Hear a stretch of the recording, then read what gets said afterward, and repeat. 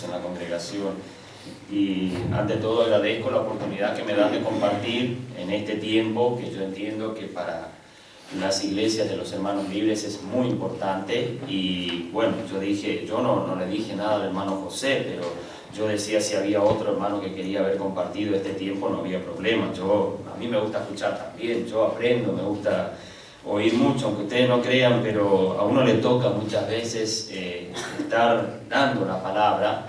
Pero doy gracias a Dios por el ministerio radial que tenemos allá, porque yo me paso mucho tiempo del día escuchando. Escucho, medito y trato, y para mí es una gran bendición, porque uno habla y Dios le dio esa oportunidad de estudiar a uno muchas cosas, pero uno quiere escuchar. Y a veces le decía a mi esposa, si hubiera alguna iglesia que pudiéramos ir de vez en cuando para poder por lo menos sentarnos y estar como todos los hermanos, agasajándose en el oído y escuchando la palabra de Dios.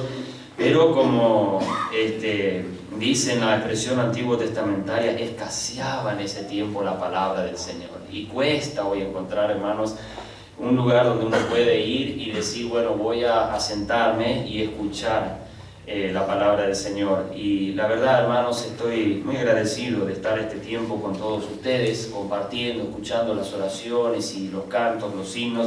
La verdad, algunos no los conozco bien por su letra, sí la melodía, pero no en su letra. Pero agradezco al Señor por este tiempo que nos permite juntos compartir su palabra.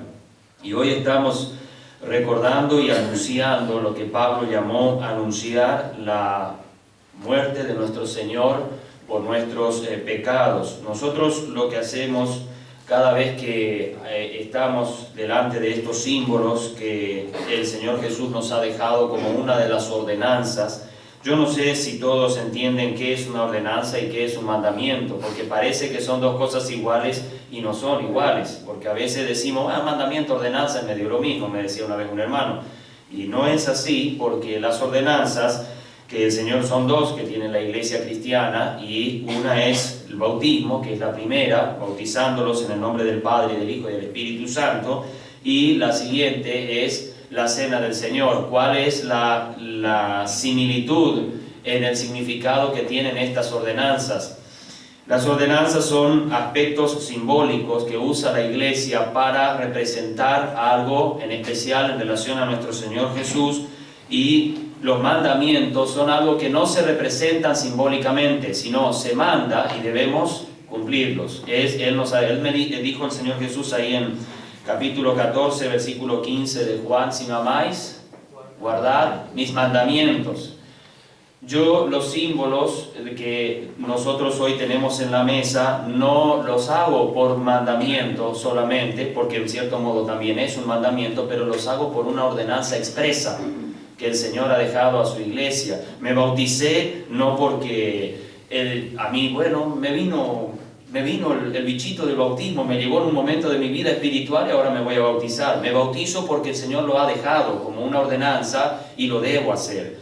No hago la cena del Señor, no tanto si estoy también en comunión o no con el Señor en mi vida privada, sino que es una ordenanza que el Señor me ha dejado e implica que yo debo estar en comunión con el Señor. Debo tener una comunión íntima con Él para poder participar de lo que es esta segunda ordenanza que se le ha dado a la iglesia y que vemos que comienza allí en Hechos capítulo 2 versículo 41, que dice que todos los que habían creído estaban juntos, y dice que ellos participaban en 4 cosas: en la doctrina, participaban en la comunión unos con otros, en el partimiento del pan, y en esto que casi siempre en las reuniones nunca vienen muchos, la reunión de oración, ¿no?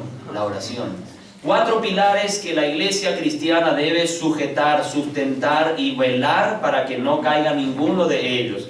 Estos 4 pilares, entre los cuales está justamente lo que llamamos la cena del Señor o cena conmemorativa o la cena, así nomás lo llaman también algunos.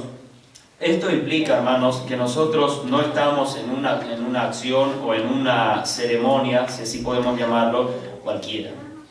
Es uno de los pilares en la iglesia cristiana que sustenta y sostiene la comunión con nuestro Señor Jesucristo, y a la vez, cada vez que la iglesia hace o actúa de acuerdo a los símbolos que se representan en la mesa, está más que recordando la muerte del Señor, la anuncia, la proclama. Nosotros no es que solamente sí lo recordamos y aprovechamos siempre ir a un texto bíblico o a temas bíblicos relacionados, como se escuchaban hace unos momentos, se cantan himnos y oramos agradeciendo a Dios por lo que Él ha hecho en su sacrificio. Pero más que todo lo que hacemos es anunciar la muerte de nuestro Señor Jesucristo hasta que Él venga, dice el versículo 26 de 1 Corintios capítulo 11. Ahora, el apóstol Pablo nos ha dejado a todos nosotros algunas cosas que son muy buenas tener en cuenta en relación a la cena, en los elementos, y algunas cosas que nos ayudan a recordar realmente quién era Jesús y por qué tenemos que usar un pan, por qué tenemos que usar la copa con el fruto de la vid. ¿Y por qué tenemos que tener estos elementos frente a nosotros cuando lo hacemos y participar todos de ella, de esa copa?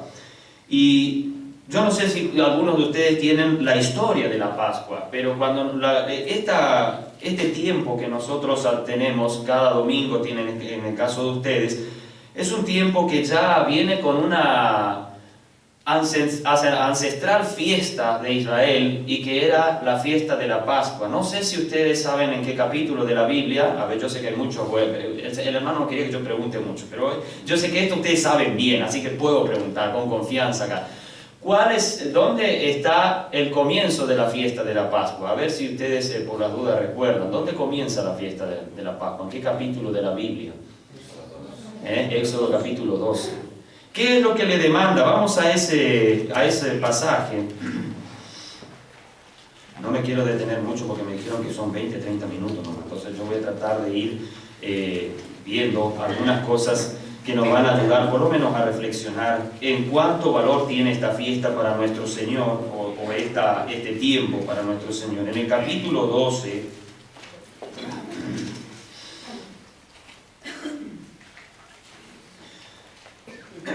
capítulo 12, versículo 1 en adelante, dice: habló Jehová a Moisés y a Aarón en la tierra de Egipto, diciendo: este mes os será principio de los meses, para vosotros será el primero en los meses del año.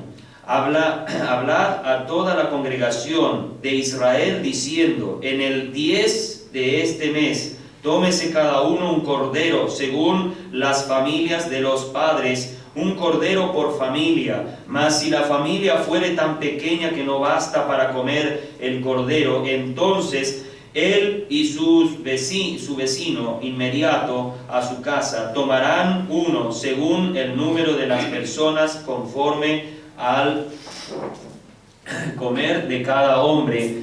Haréis la cuenta sobre el cordero. El animal será sin defecto, macho de 1 año.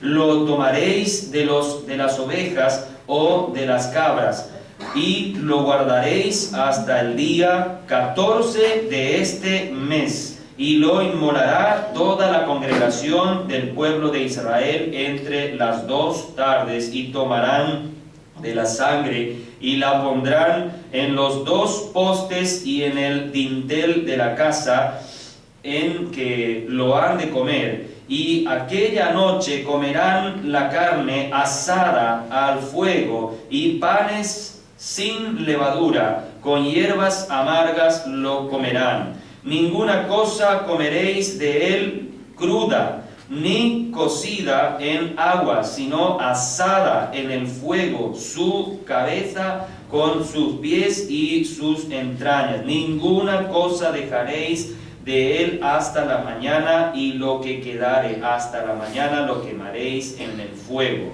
Y lo comeréis así: ceñidos vuestros lomos, vuestros calzados en vuestros pies y vuestro bordón en vuestra mano, y lo comeréis apresuradamente. Es la Pascua de Jehová. Pues yo pasaré aquella noche por la tierra de Egipto y heriré a todo primogénito en la tierra de Egipto, así de los hombres como de las bestias, y ejecutaré mis juicios en todos los dioses de Egipto, yo Jehová.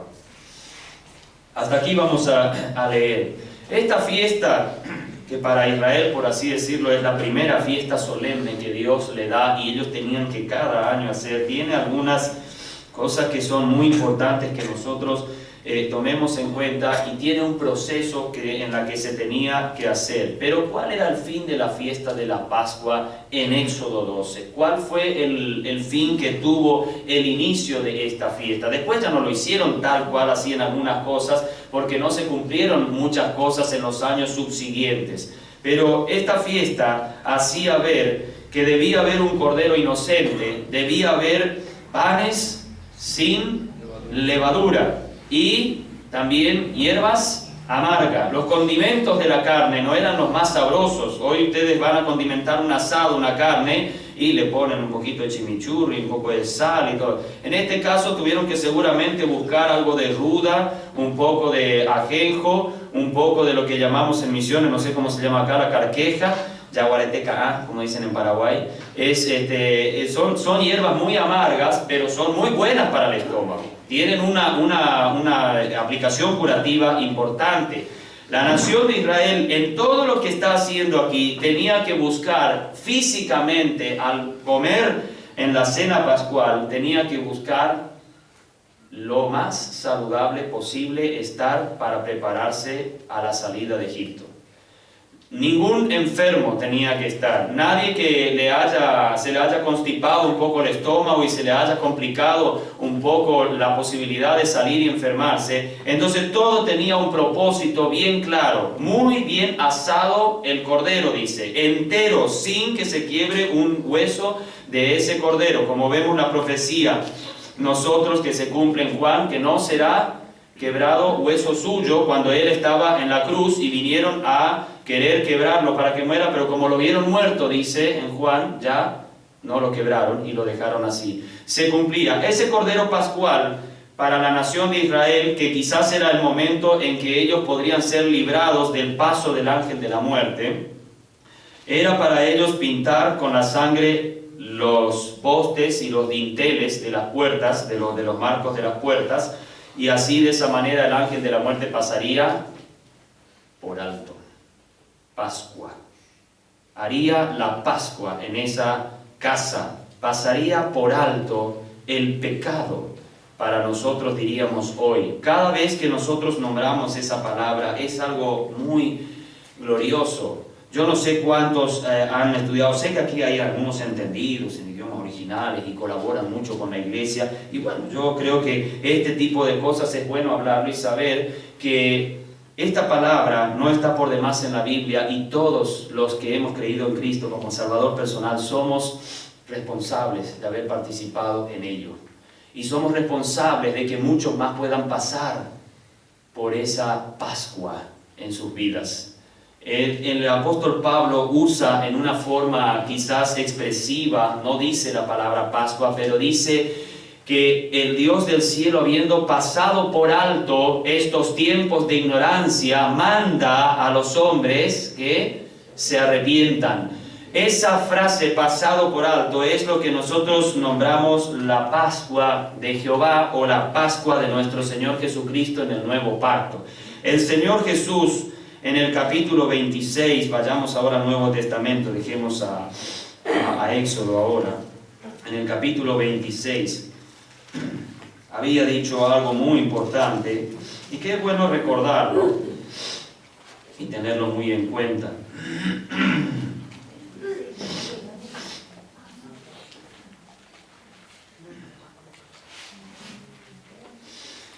Vamos a empezar desde el versículo 24 en adelante. A la verdad, el Hijo del Hombre va según está escrito de él, mas ay de aquel hombre por quien el Hijo del Hombre es entregado. Bueno le fuera a ese hombre no haber nacido. Entonces respondió Judas, el que le entregaba, Y el que le entregaba dijo: soy yo, maestro. Y le dijo: tú lo has dicho. Y mientras comían, tomó Jesús el pan y bendijo y lo partió y dio a sus discípulos y dijo: tomad, comed, esto es mi cuerpo. Y tomando la copa y habiendo dado gracias, le dio diciendo: bebed de ella todos, porque esto es mi sangre del nuevo pacto, que por muchos es derramada para remisión de los pecados.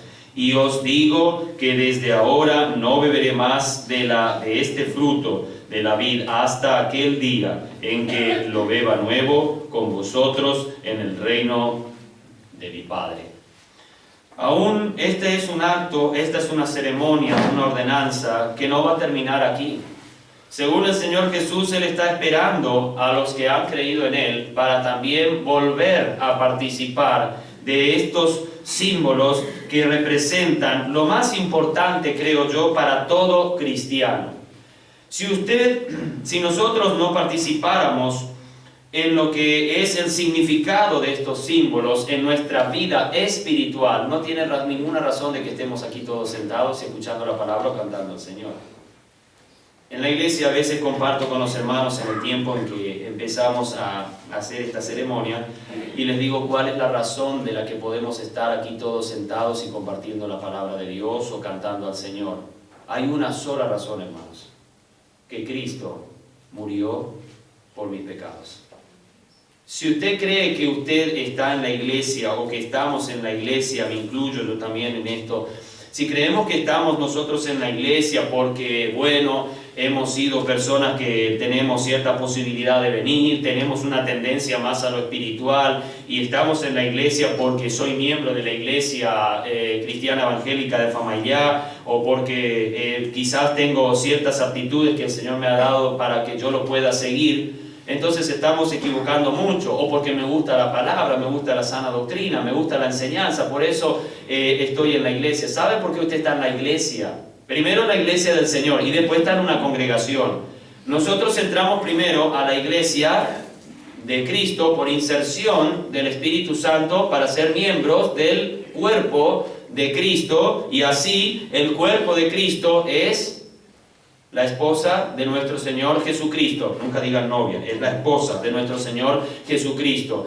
La iglesia siendo esposa de Cristo, yo soy parte, soy un miembro, activo o inactivo, pero soy miembro porque el Espíritu de Dios me introdujo en lo que la Biblia habla, el bautismo del Espíritu, y logro todo eso porque un día un hombre llamado Jesús dijo: esto es mi cuerpo, que por vosotros es partido, es castigado. Esta es mi sangre, que por vosotros es derramada. Jesús no necesitaba el perdón de pecado, pero yo sí necesitaba el perdón de pecado. El problema es que, como dice Pablo en Romanos 5:7, yo no puedo ni por mí mismo librarme. Aún justo quisiera morir por el bueno, pero tampoco le ayuda, no le sirve. Entonces Pablo continúa en el versículo 8 diciendo que mas Dios muestra su amor para con nosotros en que aún siendo pecadores, nosotros ahora por Cristo podemos tener entrada libre al Padre. Todos nosotros podemos, como dice el autor a los Hebreos en el capítulo 4, versículo 16 de la carta, podemos acercarnos al trono de gracia para obtener el oportuno socorro. Gracias a esta ceremonia recordatoria y a que anuncia esa muerte bendita, no de un cordero de animal, aunque Juan el Bautista en 1:29 de Juan le presentó y le dijo: he aquí el Cordero de Dios, no que cubre el pecado, que quita el pecado del mundo. Hay una gran diferencia entre el Cordero de Dios y el Cordero de Israel en la ley mosaica. Hay una gran diferencia. El Cordero de la ley mosaica, el Cordero que tenían que matar a diario, o en la fiesta de la Pascua, o en las fiestas solemnes como de los panes sin levadura, era un Cordero que solamente representaba, era, como dice el autor a los Hebreos, sombra de lo que había de venir. Solamente cubría el pecado delante de Dios. Él acepta esa ofrenda, que es una ofrenda, hermanos, que no comienza con Israel. ¿Dónde comenzó la primera ofrenda por el pecado? Éxodo capítulo 3. Y fueron cubiertos de pieles. Y si fueron cubiertos de pieles, ¿qué tiene que pasar con el animal para que la piel la pueda sacar? Nunca intente sacar la piel de un animal cuando está vivo, porque se le puede venir las cosas muy mal. Debe derramarse la sangre de un animal inocente para que yo pueda tener la cobertura de la piel que Dios me da para el nuevo hombre. Dice allá en Efesios y también en Colosenses, el pasaje paralelo tanto en 4 como en el 3 de Colosenses, o sea, el capítulo 4 de Efesios y 3, que nosotros tenemos que vestirnos del hombre nuevo, según creado, según Dios. Adán y Eva intentaron en una forma religiosa cubrir su vergüenza con hojas de higuera. Caín intentó con los frutos de la tierra, aunque eran muy buenos, quizás sus verduras, sus hortalizas, cubrir su pecado en forma propia y en un pensamiento propio y humano. Pero Dios le había dicho a Adán y Eva que el inocente tiene que morir. El pecado se tiene que cubrir de otra manera, y era por el derramamiento de sangre. Decimos, muchas veces está la discusión, ¿por qué Caín fue rechazado y por qué Abel fue aceptado? ¿Por qué la ofrenda de Abel habla mucho más, dice? ¿Por qué la de Caín fue rechazado si dijo que trajo de los mejores frutos de la tierra? ¿Cuál era el problema? Con Caín. Juan, años, siglos más adelante, da la respuesta. ¿Por qué fue rechazada? Dice, porque Caín era del maligno. El problema no era solo que él era del maligno, es que Caín no quiso obedecer la forma en que Dios dispuso en cómo él quiere perdonar el pecado y en qué, por medio de qué quiere perdonar el pecado. Caín tenía que haber, por así decirlo, ir a Abel y decirle: Abel, yo soy horticultor, soy un frutícola, yo soy una persona que estoy mucho con el tema de las plantas, y mira, no tengo animales porque no es mi oficio, y no había problema por eso. Entonces, Abel, yo quiero que me des un muy buen cordero, que me des lo mejor que tengas, te lo compro. Dice David: no daré a Jehová lo que nada me cueste. Jesús dijo, en cierto modo, no daré algo que no me cueste. ¿Y saben lo que dio Jesús? Todo. Su vida completa, lo dio todo. Entonces, Caín debía haber ido a Abel y comprado un cordero. Debía ir a buscar, seleccionar lo mejor. Dice que cuando Abel presentó su ofrenda, dice que trajo lo mejor de su ganado, lo más gordo de su ganado, lo mejor, eso que uno podía decir: vamos a hacer un buen asado, vamos a hacer una buena fiesta en familia, con Adán, con Eva y todos. Pero él trajo, y lo trajo a Dios. El cordero del capítulo 12 de Éxodo, y ese cordero que habrá presentado Abel, y los corderitos que habrán muerto también en Génesis 3, cuando a Adán y Eva se les tuvo que perdonar sus pecados, y también en cierto modo cubrir la vergüenza que causaba el pecado en ellos delante de Dios y ellos mismos. Eso representaba al verdadero cordero inmolado desde antes, dice la Biblia, de la fundación del mundo. Y es interesante que esa expresión de inmolación de nuestro Señor aparece recién en el último libro de la Biblia, 13:8 de Apocalipsis, que se levantó la bestia contra el cordero que fue inmolado desde antes de la fundación del mundo. Y uno se pone a pensar y dice: ¿cuánto hizo Dios por siglos hasta que Juan el Bautista, el gran y mayor profeta de todos, que no escribió un solo libro, no escribió una sola letra para dejarnos algún libro profético, pero según Jesús era el más grande? ¿Por qué?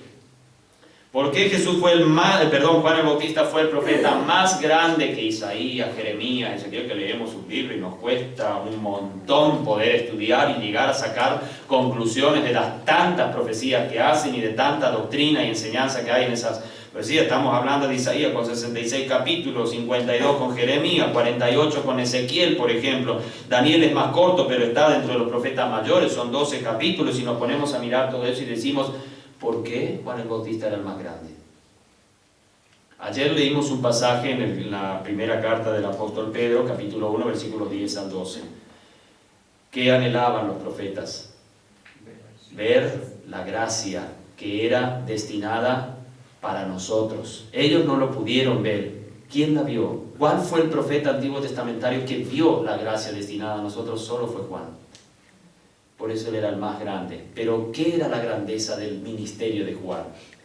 Que él era la voz que clama en el desierto, que enderecen sus sendas, porque él era el destinado de Dios para presentar al Cordero de Dios que quita el pecado del mundo. Creo que Isaías, Ezequiel, Jeremías, quizás Daniel, quizás Oseas, Joel, Amós, Abdías, o quizás Nahum, Habacuc y Sofonías habrán querido saber algo de quién es ese Mesías. Y Juan el Bautista lo pudo ver, y hasta no solo lo pudo ver, por orden de Dios lo tuvo que bautizar, porque Jesús dijo: deja ahora, y Él es Dios, entonces por orden de Dios, deja ahora para que se cumpla toda justicia, y tuvo que bautizar al propio Cordero de Dios. También tuvo que hacer ese gran acto. Hermanos, a veces nosotros podemos ser predicadores de la palabra, el Señor nos pudo dar y ayudar para que nos preparemos, pero la grandeza, dice que es tan grande el ministerio de Juan el Bautista en relación al Cordero de Dios, que el más pequeño en el reino de los cielos es mayor que Juan el Bautista. Jesús trató de usar una comparación para ver que el reino es tan grande de lo que le esperan a los hijos de Dios, a los que han alcanzado la salvación por ese sacrificio que se hizo, que dice que lo más pobre, si podemos usar esa expresión, lo más pobre en el reino de Dios futuro en gloria, es más grande que Juan el Bautista. Juan el Bautista, humanamente hablando, era el hombre más grande en la tierra en las palabras de Jesús. Yo puedo decir que Juan el Bautista para mí no era tan grande, porque comía langosta, miel silvestre, andaba con un pedazo de cuero vestido ahí, un cinto, y andaba medio recluido por los desiertos, y era todo. ¿Cuánta grandeza podría tener Juan el Bautista? Pero para Jesús era el más grande de todos. Era el mayor de los profetas, el que habló poco, pero lo que hizo fue la mayor grandeza, porque él vio al que iba a sacar su propio pecado también. Él nació por milagro de Dios, y fue el profeta que se dice en la Biblia que fue lleno del Espíritu estando en el vientre de su madre, que saltó y golpeó la cámara amniótica de Elizabeth cuando vio que venía la madre del Señor de él, y de Elizabeth y de María también. Hermanos, es increíble todo lo que Dios fue preparando, cómo fue estipulando las cosas para que se dé este momento del aposento alto y se instituyera ese nuevo pacto para nosotros, para que no tengamos más que matar animales y correr. Imagínense, si nosotros en el mundo entero las iglesias tendrían que continuar todavía con lo que se relaciona a lo que eran las ceremonias diarias de la nación de Israel, que tendríamos que tener un sacerdocio, tener los templos iban a tener que todos tener su altar de bronce, o si Dios iba a permitir que hagamos algo de menos valor en metal, o algo para estar con fuego y matando un corderito. Pobre nosotros los misioneros que no tenemos una oveja ya, por ejemplo, si tenemos que buscar para criar, se nos complica todo. Podemos criar, pero hay lugares donde usted no tiene ovejas. Yo he recorrido muchos lugares y hay lugares que ya sobreabunda ovejas, pero por ejemplo no hay cabras en todos lados. Imagínense en una ciudad grande de millones de personas como Nueva York, que tiene más de 5 millones de personas, capital federal que está con 10 millones de personas, ¿dónde van a tener todas las iglesias para tener cordero? Jesús En cierto modo se representa como el Cordero de Dios y como el que iba a morir por cada uno de nosotros. Y en 1 Corintios capítulo 5, vamos a ir cerrando nuestra meditación a través de estos pasajes en la primera carta de Corintios. Dice el capítulo 5,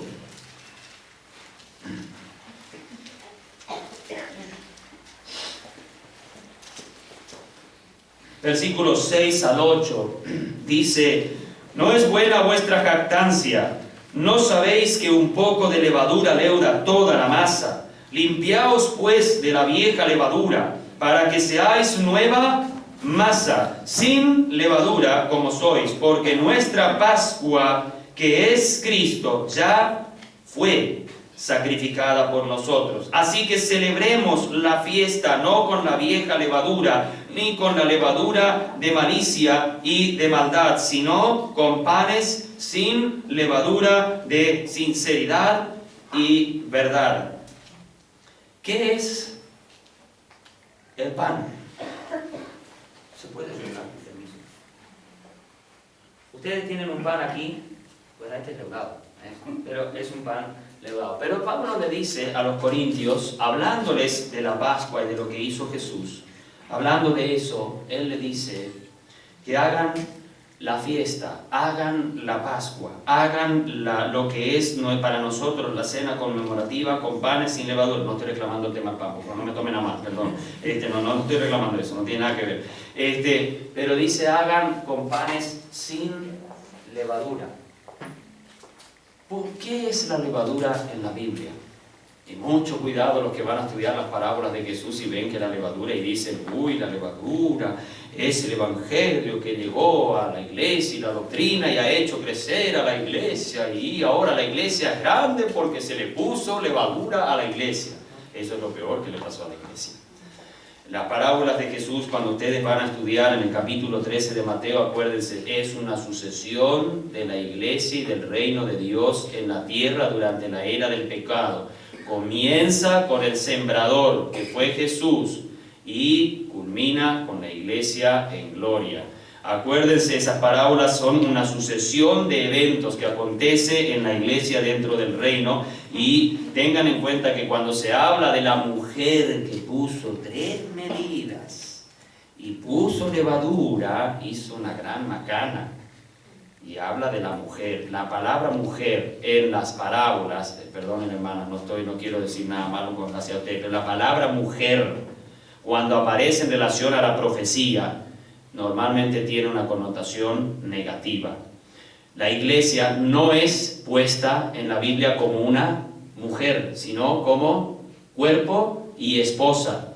Pero cuando en la profecía bíblica, tanto en el Antiguo Testamento como en el Nuevo, dice que la mujer estaba sentada sobre muchas aguas, hablando de, por supuesto, la religión oficial. Ustedes ya saben cuál es, no hay que decir eso.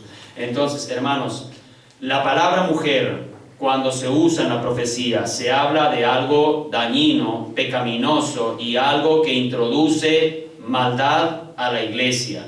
La levadura representa el pecado que se inserta. La levadura no es el pecado en sí, sino el pecado que se inserta en. En este caso, Pablo hace ver que nosotros hagamos la fiesta con panes sin levaduras y dice que nos tenemos que limpiar de la vieja levadura para que seáis nueva masa. ¿Cuál es el nuevo cuerpo que vino del cielo, se hizo carne en medio de los hombres y fue un cuerpo sin levadura? Retrocedamos por un momento otra vez a Éxodo 12, lo que leímos, que tenían que hacer panes sin levadura. El pan sin levadura en Éxodo 12 tenía 2 misiones, 2 propósitos. Uno era saber que ese pan en el futuro era el símbolo también del cuerpo sin pecado, sin mancha, sin tacha, que llegaría a la humanidad, llegaría a este mundo santo, puro y perfecto de nuestro Señor Jesucristo. Pero en el contexto histórico del pasaje, el pan sin levadura, ¿cuál es por así decirlo, beneficio que tiene en relación al pan con levadura. A todos nos gusta el pan con levadura, yo sé, pero ¿cuál es el beneficio del pan sin levadura? ¿En qué se beneficia que hagamos la masa, la extendamos un poco, si usted quiere hacer un rollete porque quiere un pancito medio tipo trincha, así, entonces usted hace, pero a uno le pone levadura y al otro no. ¿Qué va a pasar con el que tiene levadura?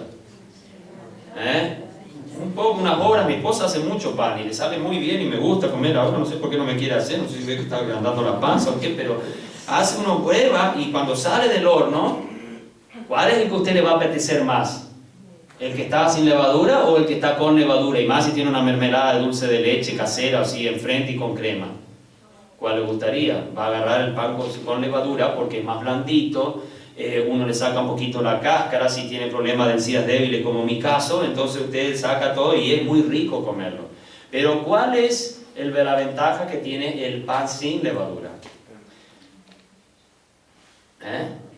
No, la ventaja, porque si ustedes me dicen así, dicen, nada, es una mentira, me parece que es una goma, a veces uno come y no es tan blando como el otro, pero resiste mucho tiempo.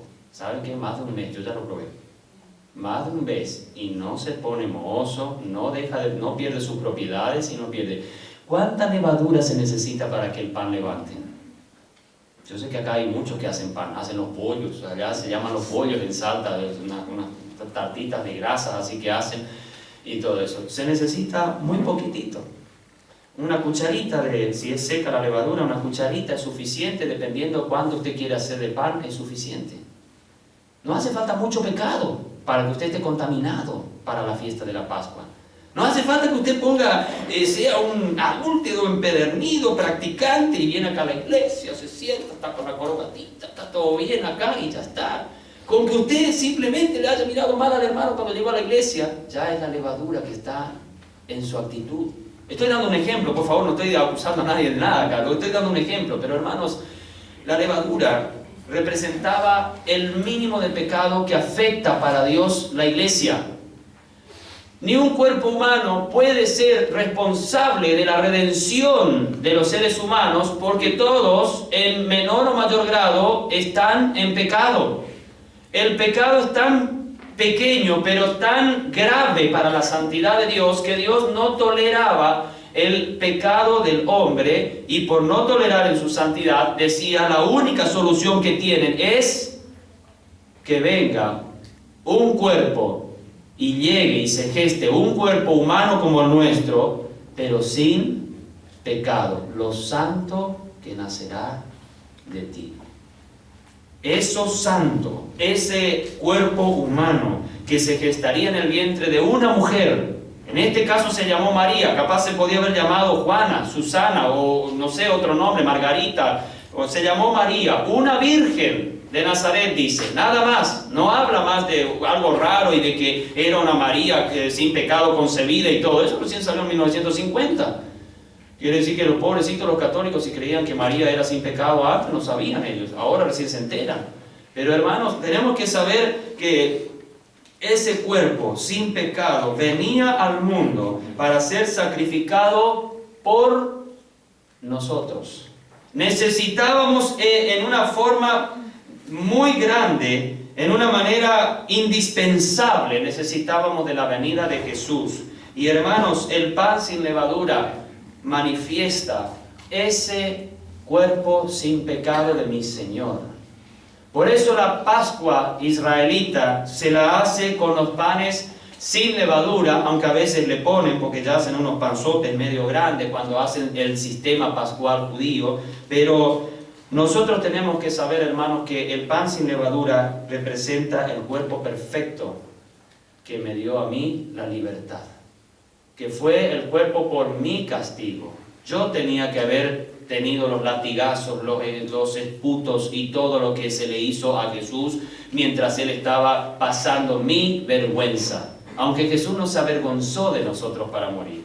Él con valor emprendió el camino a Jerusalén y dijo, voy para morir, le dijo a sus discípulos. Desde Mateo capítulo 16, cuando se lo declara el Cristo de Dios, Él dice, vamos, subamos a Jerusalén. se iba preparando ya en actitud valiente, solemne, para la muerte por mi pecado y el de todos ustedes. Hoy estamos aquí y hoy estamos recordando esto porque Cristo murió por mí.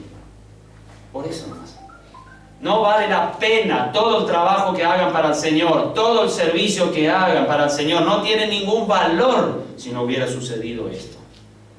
Nada tendría valor. Así que celebremos la fiesta no con la vieja levadura, ni con la levadura de malicia y de maldad, sino de sinceridad y de verdad. Que así como el cuerpo era sincero y de verdad la actitud de mi Señor, y fue expresivamente notable cómo Él se expresó en la verdad y sinceridad para con quienes Él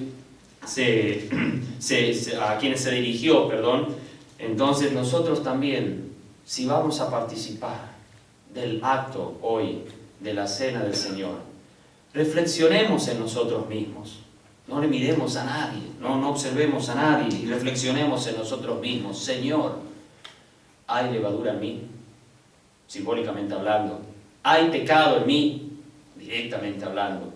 ¿Hay algo que puede contaminar mi comunión contigo? ¿Hay algo que pueda hacer hacia ti que el hecho de que yo participe lo pueda hacer en una actitud equivocada?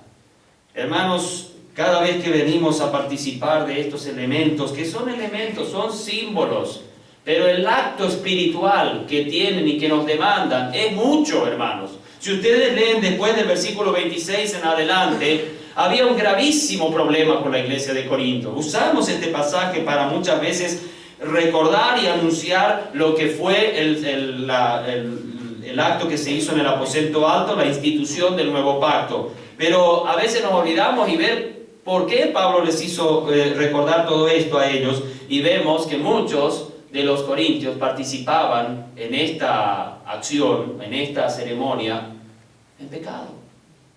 Estaban en pecado. El contexto del pasaje que acabo de leer de 1 Corintios 5 era un acto de pecado horrible que había. Y dice, si ustedes hacen la cena del Señor todos los domingos o la cantidad de tiempo que escogen o todos los días, entonces hacen todo, pero están haciendo mal. Porque el pecado está reinando en vosotros y ustedes están haciendo, no estoy diciendo que acá hay pecadores, lo que estoy haciendo ver es que es importante, hermano, que cada vez que venimos a hacer este acto, lo tomemos con la seriedad que tiene que ser y saber que si tengo que arreglar cosas con el Señor, lo tengo que arreglar antes. O en mi casa, o durante el momento en que estamos cantando himnos, estamos escuchando las reflexiones y las oraciones, me acuerdo de algo, debo tomar en cuenta y decir, debo participar de esto con toda la seriedad que se merece delante, no del hermano que va a estar presidiendo la cena, sino delante de Dios. Esto es un acto personal, hermanos. Examinaos a vosotros, dice, examínese cada uno a sí mismo, dice en 2 Corintios 13:5. Nos tenemos que aprender a examinar y sinceramente vernos a nosotros mismos. No importa el cargo que tengamos en la iglesia, no importa cuántos años tenemos de iglesia, no interesa que nosotros tengamos una vida metódica con el Señor y siempre buscando servirle de la mejor. Puede haber levadura, hermanos. La levadura no es un pecado grande, o sea, de grandes dimensiones en lo que es la consecuencia. Pecado es pecado siempre, pero no es un pecado de grandes dimensiones en consecuencia, pero puede ser un pecado que para Dios ya no es tolerable. Y nosotros, por la gracia de Dios, dice el versículo 25, asimismo tomó también la copa, estoy capítulo 11, de 1 Corintios, asimismo tomó también la copa, después de haber cenado, diciendo, esta copa es el nuevo pacto en mi sangre, haced esto todas las veces que la bebiereis en memoria de mí.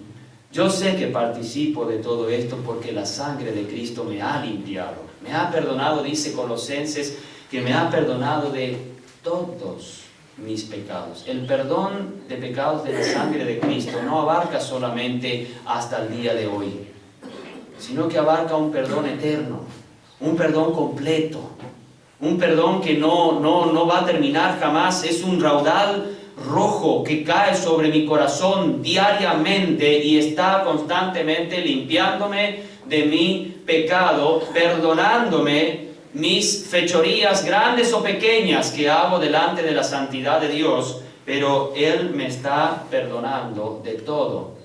Pero Dios también quiere, dentro del proceso del perdón, Dios quiere que yo reconozca lo malo que pueda haber en mí.